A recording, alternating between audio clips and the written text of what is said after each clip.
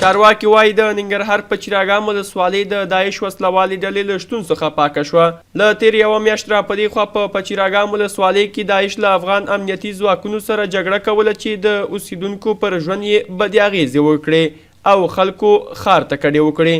حکومت اړ شو چې د شاهین شل په نوم عملیات پیل کړي. امنیتي ځواکونه دغه عملیات بریالي بولي او د ننګرهار والي ګلاب منګل وایي د داعش دفاعي کرښه ماته شوې او وسلوالو ته درنه مرګ ژوبله اوښتې ده.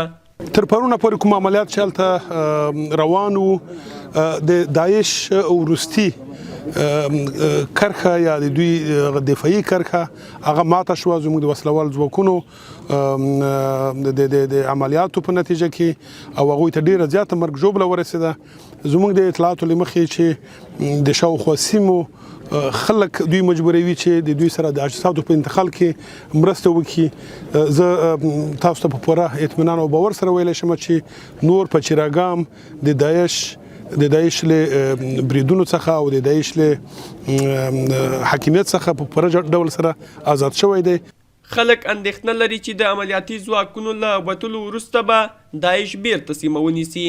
چې حکومت راشي دلته عملیات وکړه بیا واپس بیرته درومي. مخکې داسې عملیات وکړه چې راغله بیرته واپس لاړه.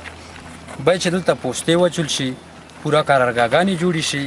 او بس دا غواړو چې بس دلته پوستې واچوي. بس د مکتب د ماشومان دا خلک بس خپل کور راشي مکتبونه بس موږ ته راشي. دا چې پر وړاندې حکومت څه پلان لري والي محمد ګلاب منګل یې وایي. موږ په دې برخه کې یو لړ اقدامات لا پخوا نه پلان کړي وو چې هغه به انشاءالله ډېر زر پیل کېږي. خپل اقدامات به کوو.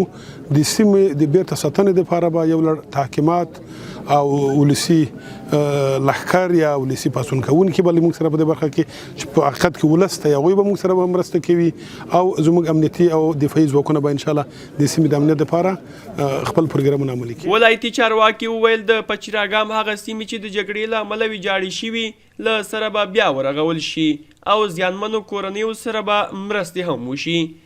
که والي خپلو خبرو ته د عمل جامه ور واغوندي نو باور دا دی چې د پچیر آګام ناامني به نور د خبرونو سرټکي نه جوړوي.